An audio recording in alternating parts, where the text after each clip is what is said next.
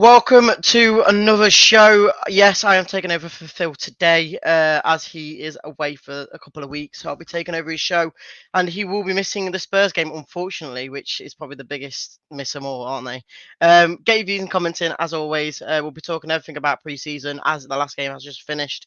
And we'll have Tom as well to talk about prime pre-season altogether. So let's get straight into it. The Leicester City machine is on the march again. Leicester Fan TV presents a variety of content like fan discussions, match analysis, and engaging with Leicester fans worldwide. We want your views live, thanks to our sponsors, Everard's, Pucker Pies, Hologram, Take Me, Newbie & Co, and the Fox's Arms. For exclusive extra shows, behind the scenes, competitions and podcasts, subscribe to Leicester Fan TV today on Patreon.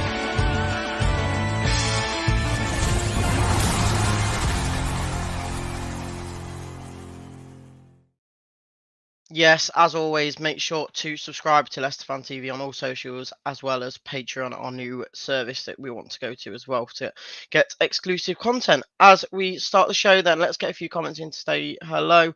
Dawn, welcome. Hope you're doing okay, mate. I'm hoping you're glad that you see me instead of Phil's face tonight. Richie Collins says, "Where's Phil tonight?" He is away for a couple of weeks, taking a break from Leicester Fan. Just to have a bit of a break before the season starts again, and yeah, just getting a bit refreshed, ready for the new season. Phil Upton says, "Hi, blaming Rookin for the financial way of the club being run down. Big mindset of the FA."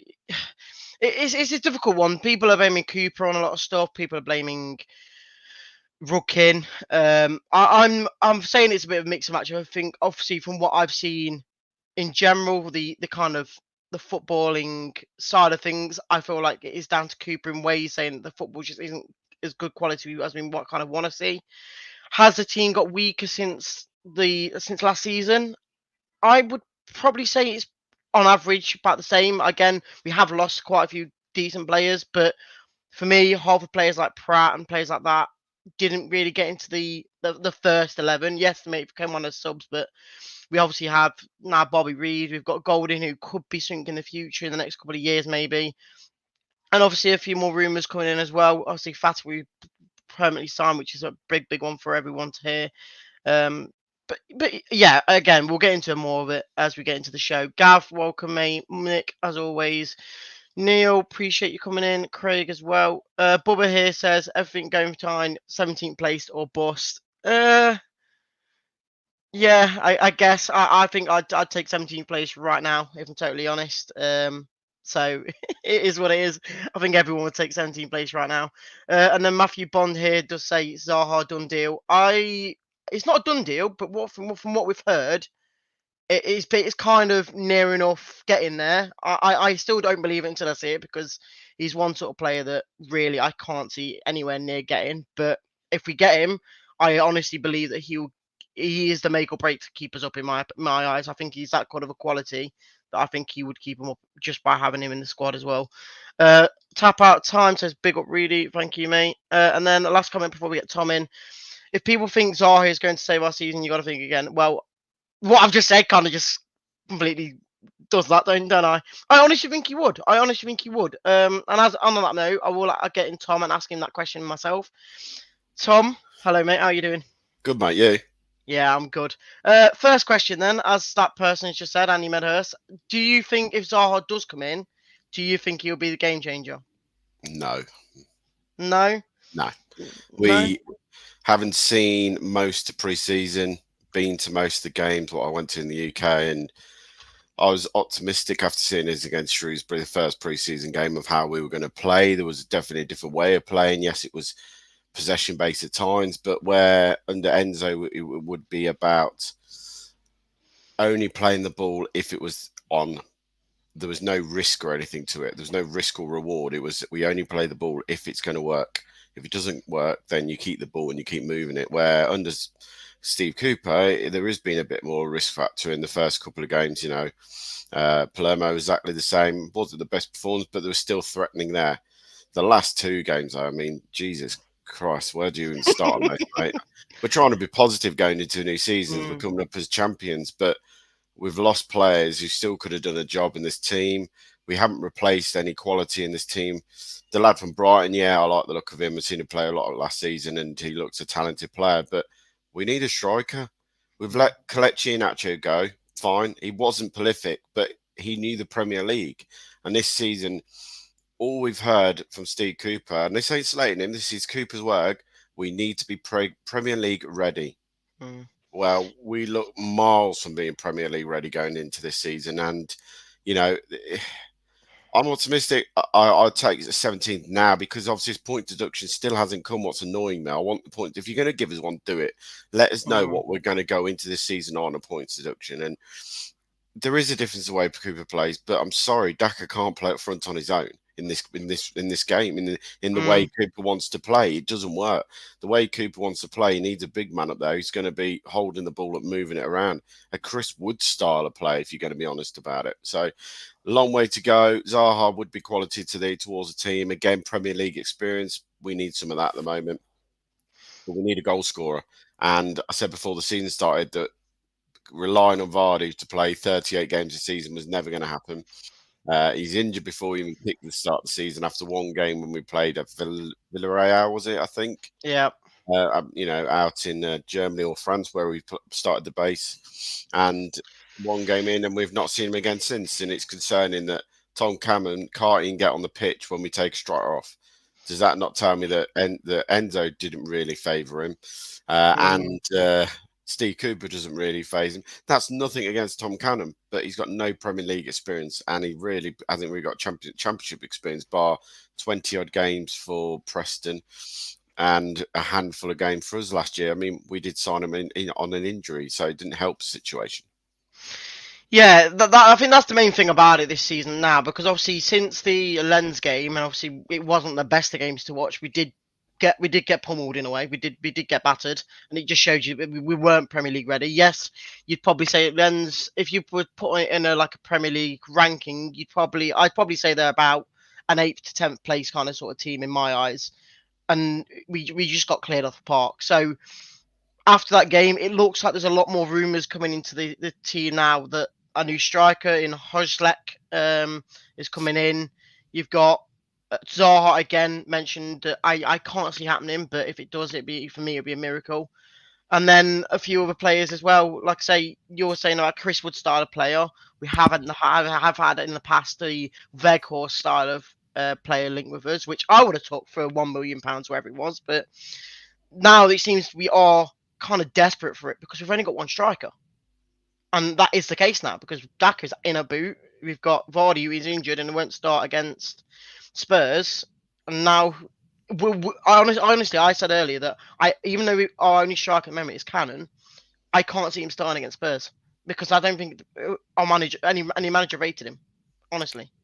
No, but it's not a good situation to be in going into the opening game of the season, knowing that Daka might miss it. Tom Cannon not going to start. He's talked all pre-season about playing players out of position.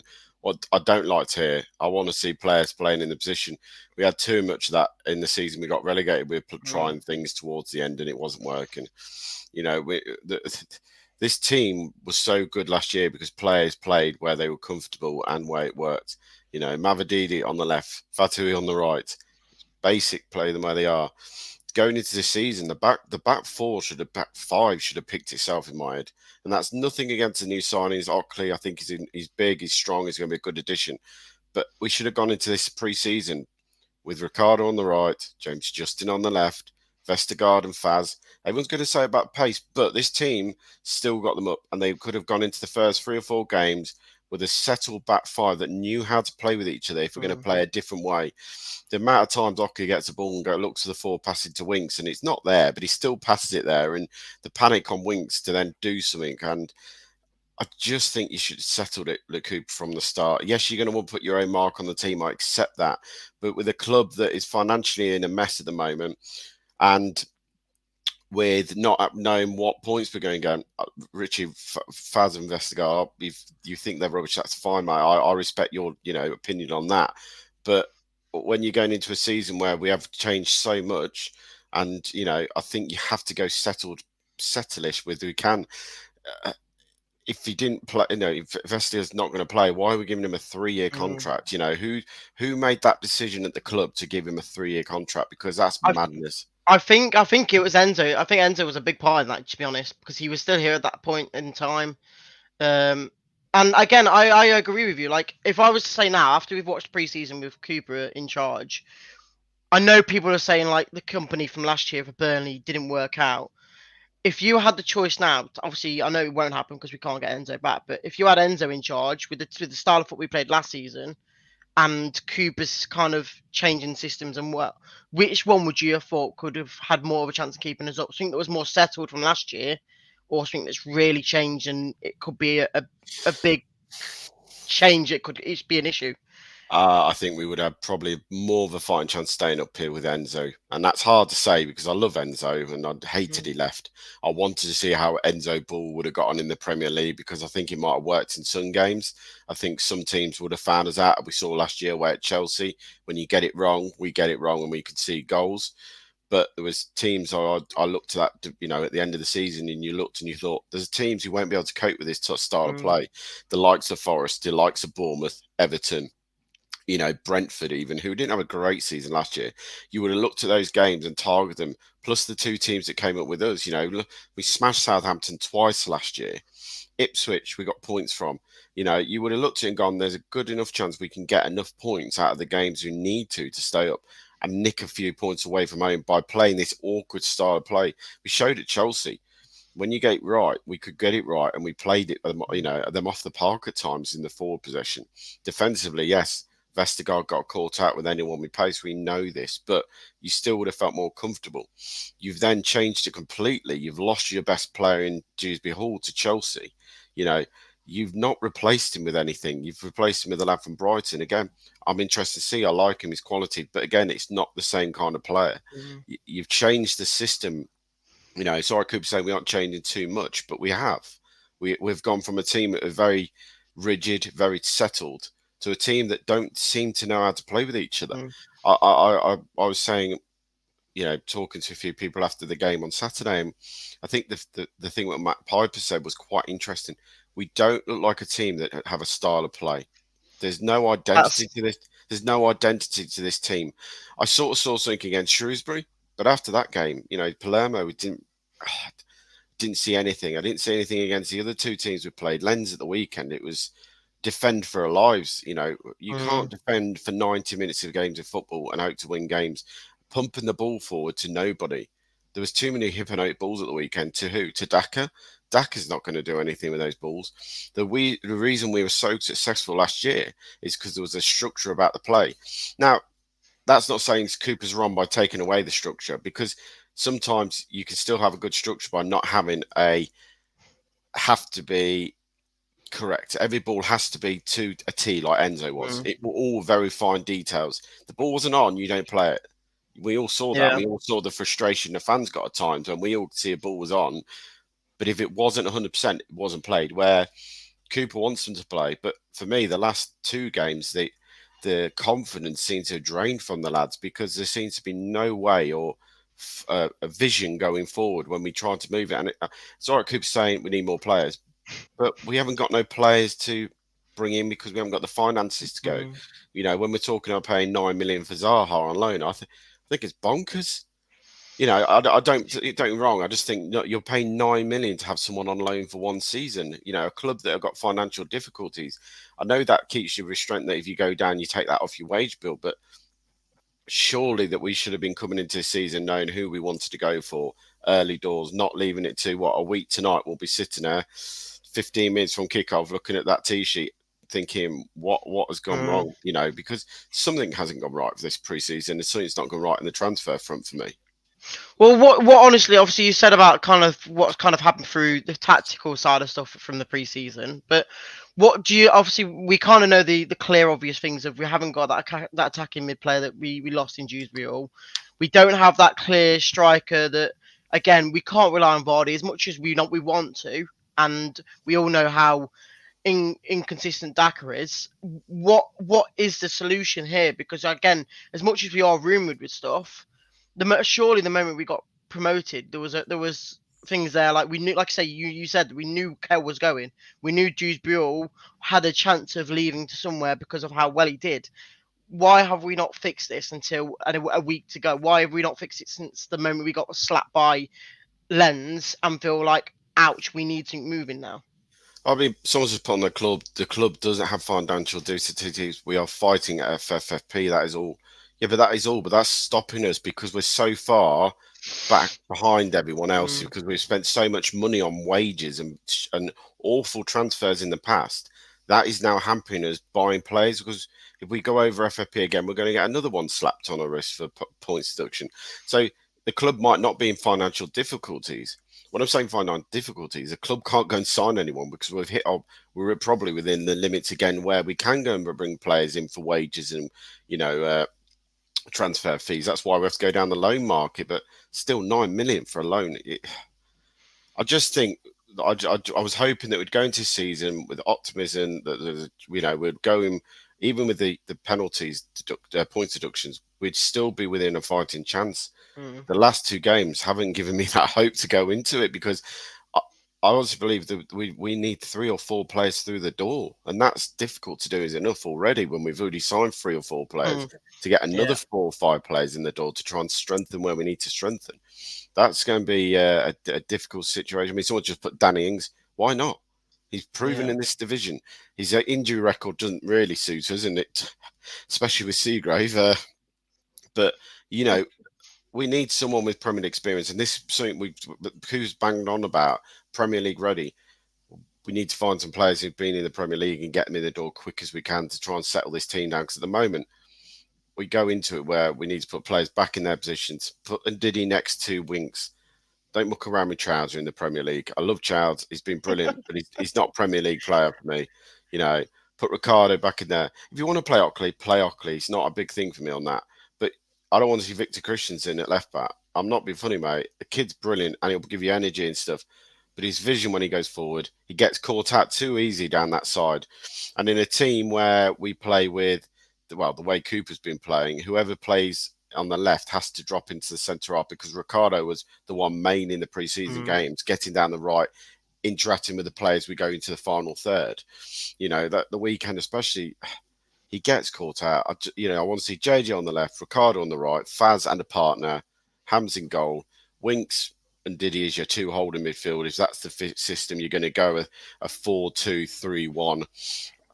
Put Bobby at 10. I've got no problem with playing Decareed at 10. Put Fatu on the right, Mavadidi on the left, and then for me, Cannon has to play if Daka's not fit. I don't want to see Steffi Mavadidi up front. He's not a striker, and you lose so much of his creativity if you push him in that position for me. Yeah, I completely agree, mate. But again, I feel like you're saying that. Are you saying that like Cannon? You don't think Cannon will start if we don't buy a new striker in before? We don't buy a new striker. What do you do? I mean, you just got this feeling. If Vardy and Daka are both out in the game, Cody's not available, and I would have started Cody on Tottenham and with Faz. Faz and Cody would have been my partnership going into that game. Both know Premier League now, especially Cody's experience as a leader. But I don't see all pre-season game. He's barely had a kick of the ball, mate, Cannon. Every single game he's come on with 20 minutes here, 30 minutes there. He's not started any of the pre-season games. What tells me that he's not really going to get involved. Yeah, as we get into the second half of the show, make sure to subscribe to our Patreon, as you can see here. And if you want a chance to win a Wink signed shirt as well, get your subscriptions in now, and we'll be showing you a video as we speak to get you interested. Yes, guys, welcome to Leicester Fan TV. As you can see, if there's any audio on the table, which don't think there's any audio. Looks like we're not showing it. Is there any audio? I could hear that, mate. Okay, I can't hear it. There you go. And look at the shirt. As you can see, that is Harry Winks, number 8 for Leicester City. You see that nice big signature in the middle of his number. We are giving this away exclusively on Patreon. All you have to do to enter this is subscribe to one of our 3 packs. Very straightforward. It'll be in the link to this video at the top of the description. You have to subscribe to the £3 pack. You get 3 tickets. You subscribe to the £6 pack, you get 6 tickets, and if you subscribe to the £10 pack, you get 10 tickets. Very straightforward, and we're giving away this lovely Harry Winks shirt, plus all exclusive content on Patreon as well. It'd be great if you guys could support us, and you'll be in a chance to win Harry Winks shirt. We're going to announce this draw at the end of September, and you could be in the chance to win a lovely shirt from Harry Winks. So as Sam said there, I couldn't hear a thing, but hey-o. As Sam says there, make sure you get your subscriptions in to have a chance of winning that Winks signed shirt. Tom, have you gone on your own account and tried to put some tickets in to try and win it or not? Mate, it's for the fans. It's for the Yes, fans. of Let the course it fans is, win mate. it. Do course it join is. though, because there's some really exciting content going to be coming out on the Patreon. It's a great little channel for £3 a month. Cost less than a pint. Let's put it that way. £3, Okay. and you're going to have extra content. The chance of winning things every single month. We know that's something we're going to be doing. Putting back into the channel. What more do you want? And like you say, we don't get anything free, so we do it because we love what we do. So get in there and have a chance of winning a Winks shirt. More shirts to come. I can guarantee there'll be a Vardy. There'll be loads of shirts come over the next few months. Phil's going to be shaking his head at this point. His poor bank balance, but yeah, enjoy it. So going into this season now, then obviously we've had pre-season, we've had Cooper in charge. Do you see, like I say, we've seen the team and how he's lined up the last 2 games. He said he wants to be a bit more competitive with how the lineup was. Do you think there'll be many changes from that Lens starting team? Obviously, I would say Pereira has to be in there because obviously I don't think I can remember he's starting. And then obviously with Daka out at the moment with his boot, I'm guessing Cannon has to start. And if he don't, then surely he thinks about moving on because if you don't get a start when you're the only striker, surely there's something Oh going on mate, there. if you're the only striker left in the club and you're getting Mavadidi's getting picked in front of you to play the striker who's a winger, you're on your phone to the agent saying, "Get me a loan move somewhere." Look, I know he's not got Premier League experience, but he's still a striker. He knows where the net is. He only scored a couple of goals last year for us, but they weren't bad goals when he did score. The one at Millwall ran the goalie. You know, the ones against Huddersfield, I think he scored a belter. You know, clean strike. But if he ain't going to go, you're not going to sit there as a lad at his age, 25 now. He's 25. He wants game time. He's getting there, yeah. Yeah, you know, he's getting to his prime. He needs to be playing football. And for me, and Sheffield United have been linked with him, I think, at one point in the transfer window. If you're him, you're crying out for a loan move. I mean, Locke's just put in their blue tinted glasses. Would Tom not play Zaha centre forward? Well, you could again. I wouldn't. Honestly, if we did get Zaha in, my opinion, I would. If we had that Hojek guy coming as well, I'd play Zaha on the left, Mavadidi in the central behind him, and then Fatwu with Hojek up front. Again, it all depends on what happens, but I would prefer to see Mavadidi in the 10 if it means that Zaha goes out wide. I would not play Zaha up front in my eyes anyway. Yeah, Tom is 22. I mean, 22, you still want to be playing football matches at that age. You know what I mean? And he's not going to get any younger. He's had a big fee coming to Leicester for 8 million, and he's going to want to play. And like you say, he didn't play much to the back end of last season because of obviously came with a back injury. This year, again, he's not played pre-season that much and can't seem to get game time. That seriously tells me that's 2 managers who don't think he's good enough for the Premier League, and he might not be good enough for the Premier League. But again, we haven't seen him really have a run of games to have the opportunity. I can see Zaha floated at 10, free. Yeah, again, we all know Zaha. We know what he's about. It's interesting he wants to come to Leicester because seeing every time he's come to Leicester, he's got absolutely abused by the Leicester fans for being diving all the time. And it's because we know how good he is, mate. That's I the thing. do laugh though because the amount of times he could walk off the pitch shaking his head. The Leicester fans have absolutely had a go at him the whole game, and he still wants to come to us. Look. We need quality in the door. We all know Zara, even at 31, he knows that he's a quality player, and that's what we need to add to this team. You know, the Brighton lad's a quality player. Be interested to see if he starts on Monday night, you know, after a week training with the boys. Be interested to see because he could play on the left-hand side too.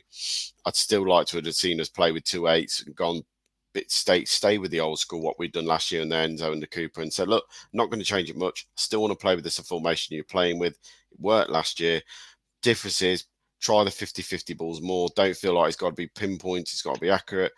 Not change it too much. Where for me, the players, they don't seem to know what Cooper's done. I can't see what Cooper's done in 6 weeks on that training pitch.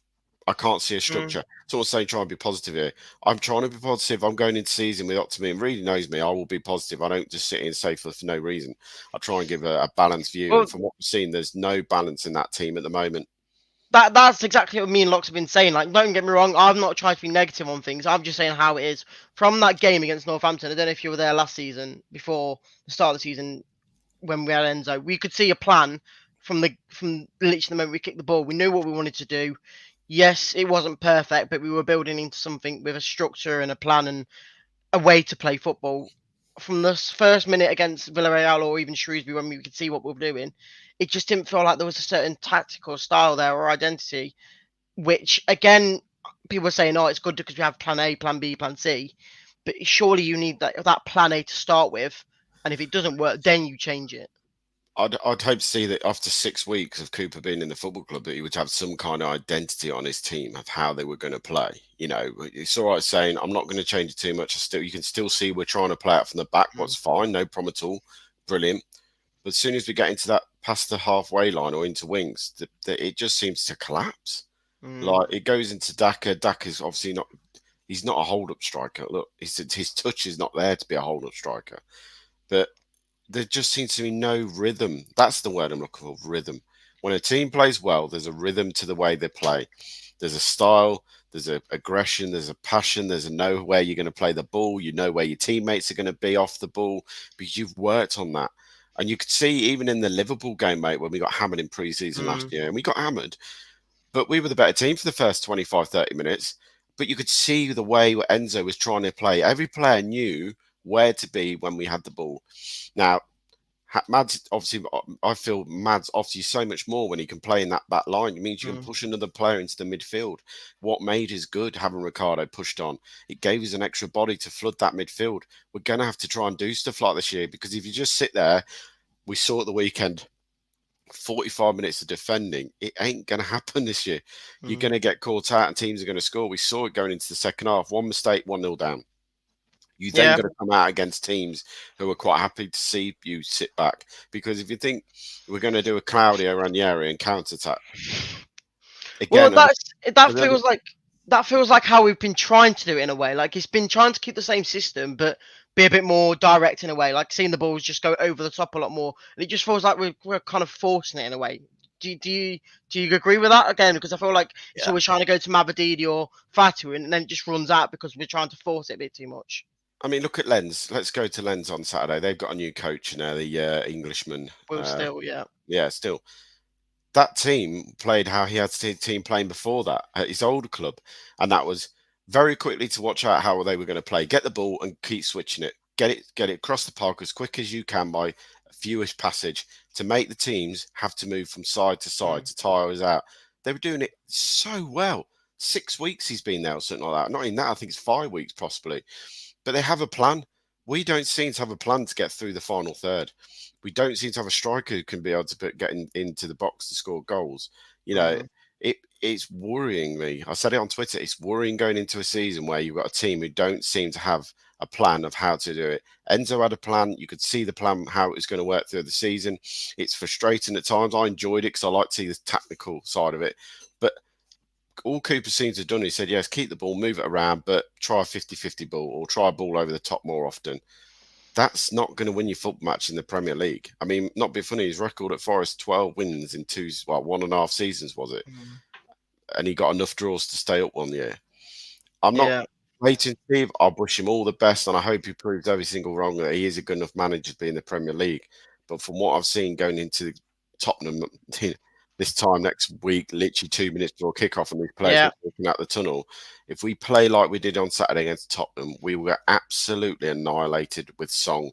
You know, Solanke's going to have a field day on his debut. Jesus Christ, I thought Harry Kane was banning us scoring goals against him. Dominic Solanke's record against Leicester is phenomenal. He's going to be thinking exactly the same going into this game. Leicester, just come up, blimey, they don't know how to play. Right, I can get my Tottenham career off to a flyer here with a few goals. Don't want to go into a negative, but it is very worrying to see this team and not see some kind of plan after 6 weeks working, mate. Yeah, it's completely the same for me. Get your views and comments in, guys. This is going to be the end of the show. Tom, appreciate you coming on once again. We'll probably catch you on one of the Patreon videos soon. After the Spurs game, most likely. Yeah, definitely after Spurs game. And we'll catch you on the next show, probably whenever you come on with either Jamie or Phil next week. Right, cheers, mate. See you in a bit. Mate. Bye. There you go, guys. Another show complete. Get a few comments in before we do finish. He says Cooper will be sat first. I honestly wouldn't disagree with that, but I could see many managers getting sacked, to be honest. Ryan says 2-1 Leicester. Hopefully, mate. Hopefully.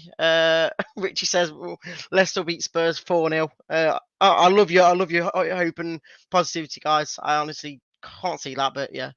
Terence, this could be the first time a manager sacked at half time. That would be funny. That would be funny. You were telling me to be positive earlier, Terence. How's that positivity for you?